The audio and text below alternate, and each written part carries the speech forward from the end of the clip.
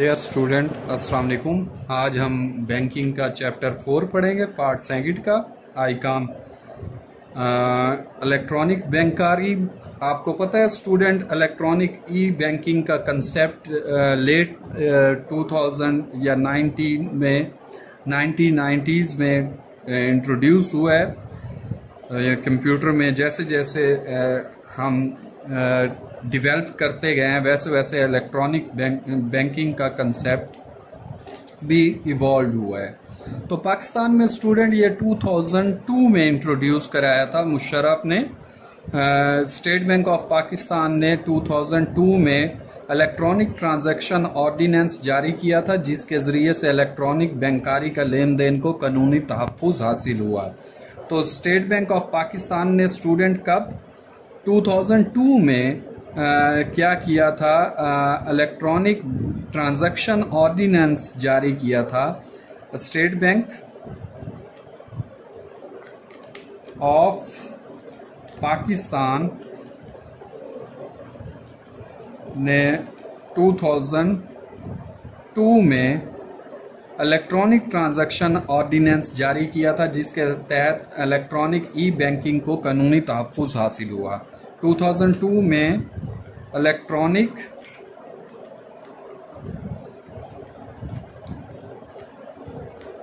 Transaction ordinance banking का जारी किया था, तो जिसके तहत हमें पाकिस्तान में ई बैंकिंग को कानूनी तहफ़्फ़ुज़ में एक अहम पेशरफ्त देखी हमने। तो स्टूडेंट 2002 में इलेक्ट्रॉनिक ट्रांजैक्शन ऑर्डिनेंस जब जारी किया गया, उसके बाद बहुत से बैंकों ने अपना तमाम सिस्टम डिजिटलाइज करना शुरू कर दिया, यानी मैनुअल से तमाम सिस्टम को वो कहाँ लेकर है, कंप्यूटराइज्ड कर दिया। तो ये जो इलेक्ट्रॉनिक बैंकिंग ट्रांजैक्शन जारी किया 2002 में स्टेट बैंक ने, तो उसकी वजह से ये कानूनी तहफ़्फ़ुज़ मिल गया कि अब कानूनी तौर पर लीगली आप इलेक्ट्रॉनिक बैंकिंग पाकिस्तान में स्टार्ट कर सकते हैं। अब इलेक्ट्रॉनिक बैंकारी के फ़वाइद क्या हुए स्टूडेंट, ये आपको मैं एक एक करके बताता जाता हूं कि किस तरह से इलेक्ट्रॉनिक बैंकारी ने हमारा टाइम, हमारे जो रिसोर्सेज हैं कंट्री के, हमारा जो मैनेजमेंट का सिस्टम है उसको कितना बेहतर कर दिया, बैंकिंग के मैनेजमेंट सिस्टम को। तो इसको हम इलेक्ट्रॉनिक बैंकारी के फ़वाइद को जो एक एक करके डिस्कस करते हैं वो कौन से हैं। इलेक्ट्रॉनिक बैंकिंग के फ़वाइद,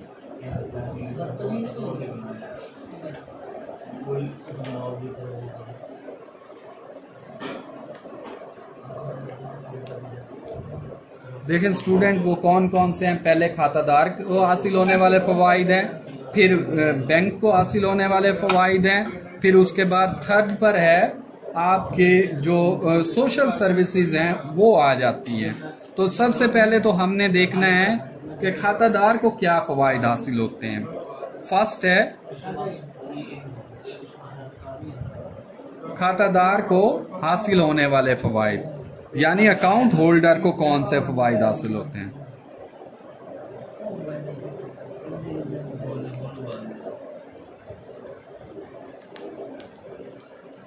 तो स्टूडेंट एक एक करके ये मैं आपको एक्सप्लेन करता जाऊंगा कि किस तरह से खातादार को ये फ़वाइद हासिल होते हैं इलेक्ट्रॉनिक बैंकिंग में। पहला जो फ़ायदा है वो है कारोबार में वुसअत। आपका जो कारोबार है वो वसी हो जाता है इलेक्ट्रॉनिक बैंकिंग की वजह से, कि रकम आसानी से आप मुंतकिल कर सकते हैं। विद इन सेकंड्स आप अपने अकाउंट से दूसरे के अकाउंट में पेमेंट कर सकते हैं। विद इन सेकंड्स आप दूसरे के अकाउंट से अपने अकाउंट में रिसीट्स हासिल कर सकते हैं, रिसीविंग ले सकते हैं। तो जिसकी वजह से आपका जो टाइम स्पैन है वो कम हो जाता है, जो वेटिंग टाइम है, और आपका प्रॉफिट बढ़ जाता है। प्रॉफिट बढ़ने से कारोबार में आप अपनी एक्सपेंड करते हो, अपने कारोबार को नई ब्रांचेस बनाते हो, नए नए डिस्पर्स इन्वेस्टमेंट करते हो, नए इसमें मजीद इन्वेस्ट करते हो कारोबार में। तो जिसकी वजह से आपके कारोबार का स्कोप या वुसअत बढ़ जाती है, कारोबार की वुसअत इस तरह से बढ़ जाती है। दूसरा जो आपका बेनिफिट है स्टूडेंट, वो ये है कि वक्त की बचत है। आपका जो टाइम है वो कम, मैंने आपको बताया विद इन सेकंड्स आपकी पेमेंट हो जाती है। बिल पे करना है, ऑनलाइन अकाउंट ओपन करें, आजकल जैसे इजी पैसा आया हुआ है, जैज कैश आया हुआ है, आप ऑनलाइन बैठे होते हैं, अकाउंट ओपन करते हैं और उसमें से आप बिल पेमेंट पर जाते हैं और वहां से मैप को ओपन करते हैं, वहां से अपना रेफरेंस नंबर बिल का देते हैं और बिल आ जाता है, वहां आप पे कर देते हो। तो जिसकी वजह से आपका वक्त बच जाता है। आपको याद है कि जब हम बिल पे करते थे हमारे दौर में, तो हम बड़ी बड़ी लाइनों में खड़े होते थे बैंक के बाहर, यार कब बारी आएगी, कब बिल पे होगा। आजकल कोई लाइंस में खड़े होने की जरूरत ही नहीं है। आप ऑनलाइन बैंकिंग में 1 मिनट लगता है, पेमेंट हो जाती है। ठीक है, तो वक्त की बचत है इसमें। स्टूडेंट नेक्स्ट जो है इसमें वो क्या है, अखराजात में बचत आती है। जब आप रिसीविंग करते थे तो उसमें आप क्रेडिटर्स के पास कई चक्कर लगाते थे, फिर जाकर चेक आता था, डिस्पैचर चेक ले आता था, 3 दिन बाद 2 दिन बाद क्लियरेंस होती थी, फिर अकाउंट में पैसा आता था। अब आप ऑनलाइन अकाउंट दे देते हो, मेरे अकाउंट में पैसा ट्रांसफर करो और अपनी कंसाइनमेंट ले जाओ। या आपने जब परचेज करना होता है तो आप अपने सप्लायर के अकाउंट में पैसा पे करते हो और अपनी कंसाइनमेंट ले आते हो, तो जिसकी वजह से आपके अखराजात में कमी आ गई है। तो डाक के अखराजात कम हो गए, आपके फ्यूल के अखराजात, जो डिस्पैचर इतने चक्कर लगाता था तब जाकर चेक मिलते थे, वो भी कम हो गए हैं। तो अब इसके बाद क्या आ जाएगा, अखराजात में बचत के बाद ज़हनी सुकून भी है, ज्यादा आपकी खज्जल ख्वारी नहीं है। स्टूडेंट फोर्थ है ज़हनी सुकून, कि आप अकाउंट के बारे में मुकम्मल और मुसलसल घर पर रहकर ही इन्फॉर्म रहते हो, तो आपको कोई कोफ्त नहीं होती कि कोई चार्जेस, हिडन चार्जेस काट लिए गए हैं और मुझे पता ही नहीं है। तो इस किस्म का आपका जो तजस्सुस है वो खत्म हो जाता है, कस्टमर ज़हनी सुकून में रहता है। इसके बाद जो सेकंड लास्ट है वो है लेन देन की वसी हद। लेन देन की वसी हद है, आप जितना मर्जी ट्रांजैक्शंस कर लें, जिसको मर्जी पेमेंट कर लें, विद इन कंट्री कर लें, आउट ऑफ कंट्री कर लें, आपकी रकम सेकंड्स में पहुंच जाती है। ऑनलाइन बैंकिंग की वजह से हर तरह का लेन देन इंटरनेट पर आप कर सकते हैं, बैलेंस मालूम कर सकते हैं, बिल्स की अदायगी कर सकते हैं, रकम को मुंतकली कर सकते हैं और आप अपनी रिसीट्स वसूल कर सकते हैं। तो जिसकी वजह से लेन देन आपका बहुत वसी हो गया। लेन देन यानी ट्रांजैक्शन आपकी वसी हो गई हैं। लेन देन की वसी हद यानी आप जितना मर्जी अपने रिसीविंग बढ़ा लें, पेमेंट्स बढ़ा लें, आप अपने ही हाथ में आपका प्लान होता है कि आपने कौन सा प्लान या मेथड रखना है। तो नेक्स्ट जो है स्टूडेंट, इसमें हमने देखना है अब बैंकार को हासिल होने वाले फवाइद क्या हैं, यानी बैंकिंग के सिस्टम में, ऑनलाइन बैंकिंग के सिस्टम में बैंक्स को क्या बेनिफिट होते हैं वो देखेंगे। तो सबसे पहले तो बैंकिंग को हासिल होने वाले फवाइद में फौरी खिदमात की फराहमी है कि आपका स्टाफ चाहे कम भी हो, आपका सिस्टम ऐसा बना हुआ होता है कि आप फौरन पेमेंट क्लियर्स कर लेते हो। ऑनलाइन जो भी ट्रांजैक्शन होती है वो रिकॉर्ड में रह जाती है और उसका पेपर वर्क करने की जरूरत ही नहीं रहती। वो रिकॉर्ड ओपन प्रिंट लिया आपने प्रिंटर के जरिए और उसे फाइल्स में सेव भी रख सकते हैं। 2-2, 3-3 जगह रिकॉर्ड सेव पड़ा हुआ होता है। आपका रिकॉर्ड जो है वो वर्चुअल भी पड़ा हुआ होता है यानी सिस्टम में, और हार्ड कॉपीज भी पड़ी हुई होती है यानी प्रिंट की शक्ल में। तो बैंकार को क्या फवाइद हासिल होते हैं, बैंकार को हासिल होने वाले फवाइद वो एक एक करके अब डिस्कस करते हैं।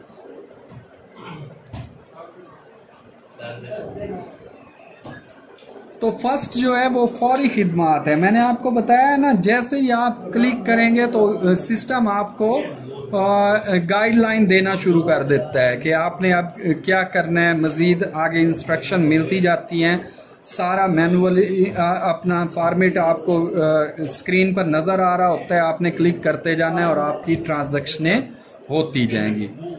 फौरी खिदमात की फराहमी इस तरह से आपको लाइंस में खड़े होकर वेट नहीं करना पड़ता और ना ही बर्डन बढ़ता है बैंक्स का। बैंक्स को भी आसानी होती है, फौरन खिदमात फ्राहम कर देता है क्योंकि उसका सारा सिस्टम ऑनलाइन होता है। अखराजात में बचत है, ये दोनों के लिए अखराजात में बचत है, कस्टमर के लिए भी और बैंकार के लिए भी। बैंकार के लिए कैसे है ये मैं आपको अभी एक्सप्लेन करता हूँ। स्टूडेंट, आपको पता है लेन देन में किताबी शक्ल में सारा रिकॉर्ड रखा जाता था पहले मैनुअली, उसमें पेपर, स्टेशनरी और कैलकुलेटर्स और दूसरी जो गैजेट्स हैं वो यूज होते थे, फाइल्स यूज होती थी, फिर रिकॉर्ड रखा जाता था। जब से कंप्यूटराइज सिस्टम है सब कुछ आपके सर्वर पर खुद ब खुद रिकॉर्ड हो रहा है। तो ये अखराजात बैंक्स के सेव हो गए और बैंक्स के ये अखराजात भी सेव हो गए। और दूसरा, जहां 3-4 लोग एक काम करते थे अब वो एक आदमी कर रहा है। उनकी सैलरीज का जो एक्सपेंस था 3 की, अब वो 1 की रह गई है। तो यहाँ सैलरीज के एक्सपेंस में भी बचत हो गई। वक्त की बचत है। थर्ड क्या है? वक्त की बचत। बैंकार का भी वक्त बच जाता है। जिस काम को बैंक के ऑफिसर या बैंक का अमला 10 घंटों में करता था वो 10 मिनट में कंप्लीट हो जाता है। इलेक्ट्रॉनिक बैंकिंग की वजह से आपका जो टाइम है वो कम हो गया, ना चेक बुक जारी करना पड़ते हैं, ना कोई दूसरी कागजी कार्रवाई करनी पड़ती है। इस वजह से बैंकार ने ये जो काम है इसको इजी कर दिया है कि ताकि फौरन से फौरन ये पेमेंट हो सके। अब नेक्स्ट जो है वो क्या है, आपके जो बैंकिंग का कारोबार है उसमें भी वसअत आ चुकी है। बैंकिंग के कारोबार में भी वसअत आ चुकी है।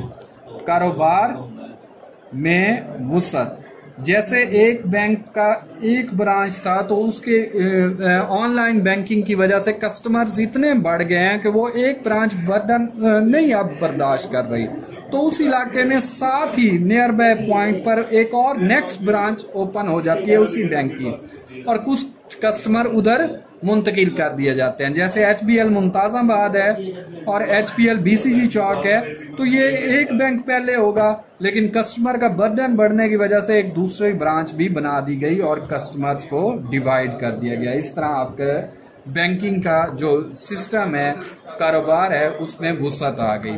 अब हमारे पास नेक्स्ट इलेक्ट्रॉनिक बैंकिंग के कुछ टर्मिनोलॉजीज हैं, उनको हम डिस्कस करते हैं एक एक करके स्टूडेंट इस चैप्टर में। सबसे पहले हमारे पास क्या है? Debit card. सबसे पहले क्या है? Debit card. इलेक्ट्रॉनिक बैंकारी की खिदमात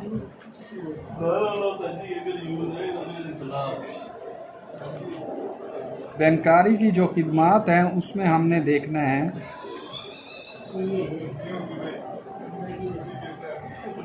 सबसे पहले हमने क्या देखना है? Debit card.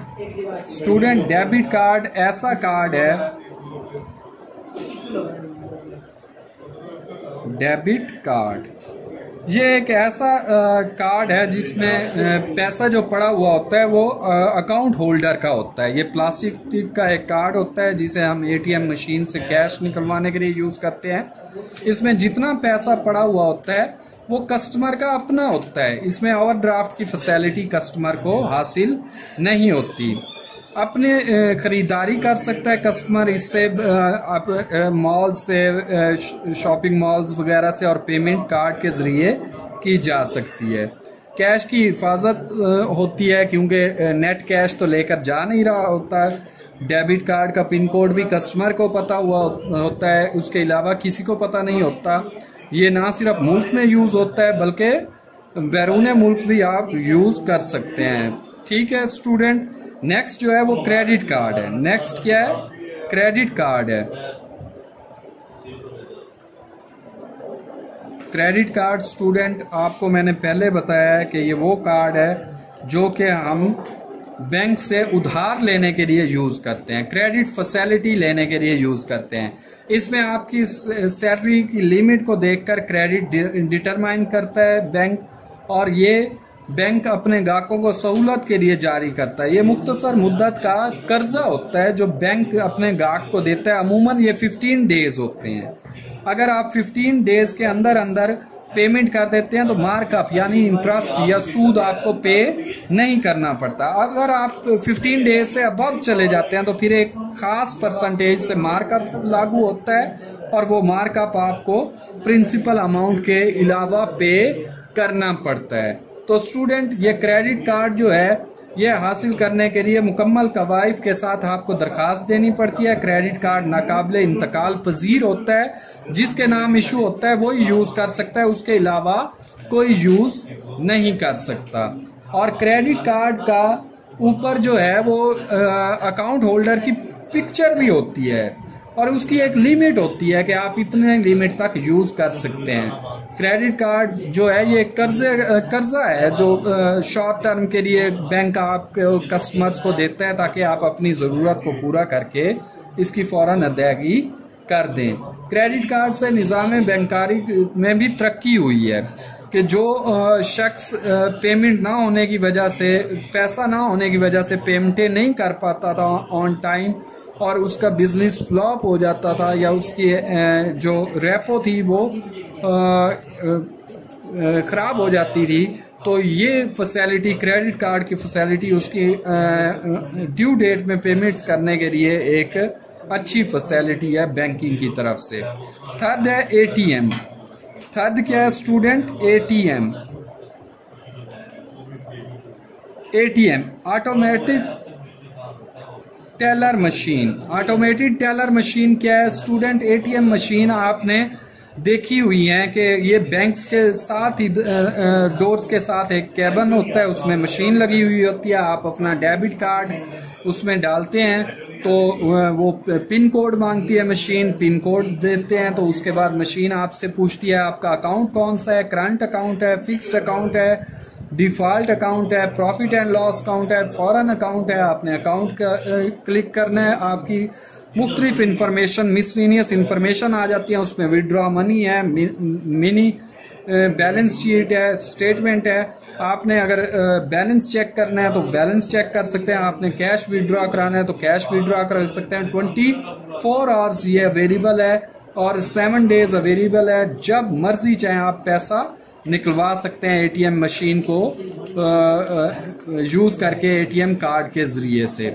अब स्टूडेंट नेक्स्ट जो है वो है ऑनलाइन बैंकिंग। नेक्स्ट क्या है? Online banking. ऑनलाइन बैंकिंग ऐसा सिस्टम है कि आपको बैंक्स में जाने की जरूरत ही नहीं है। आप अपने जो गैजेट्स हैं, आपके अपने जो इलेक्ट्रॉनिक्स इंस्ट्रूमेंट हैं जैसे लैपटॉप है, मोबाइल है, आप उसको यूज करके अपने बैंकिंग तक एक्सेस कर सकते हो। ऑनलाइन बैंकिंग से आप पूरे मुल्क में कभी भी अदायगियां कर सकते हो, कभी भी वसूलियां कर सकते हो, एक अकाउंट से दूसरे अकाउंट में कैश ट्रांसफर कर सकते हो, एक अकाउंट से दूसरे अकाउंट में कैश रिसीव कर सकते हो, उसके अलावा आप बिल की पेमेंट कर सकते हो, और ये सब कुछ आप ऑनलाइन बैंकिंग के जरिए कर सकते हो। लास्ट वन है फोन बैंकारी। बेटा आप जानते हैं कि फोन बैंकिंग में आपको फोन के जरिए इन्फॉर्म किया जाता है। आप फोन बैंकारी के जरिए बैंक ऑफिसर से बात करके अपने अकाउंट में रकम की मुंतकली या अपने अकाउंट से किसी और अकाउंट में रकम की मुंतकली भी कर सकते हैं। ठीक है, आप 24 घंटे किसी भी वक्त बैंक फोन करके अपना बैलेंस भी मालूम कर सकते हैं। बैंक इन्वेस्टमेंट भी आपको प्लान देगा इस पर, और उसके अलावा आप इसके जरिए से फोन बैंकिंग के जरिए से अपने टैक्स भी पे कर सकते हैं। तो स्टूडेंट ये आपका चैप्टर 4 था, इलेक्ट्रॉनिक बैंकिंग का ओवरव्यू था। ये चैप्टर हमारा क्लोज हो गया है। इंशाल्लाह हम नेक्स्ट लेक्चर में इससे नेक्स्ट चैप्टर से कंटिन्यू करेंगे। उम्मीद है कि आप इस चैप्टर को जरा क्रिटिकली देखेंगे, और इसमें अगर कोई मसला हो तो फौरन मुझसे आपने कंसर्न करना है। ओके, अल्लाह आपको खुश रखे। अल्लाह हाफिज़।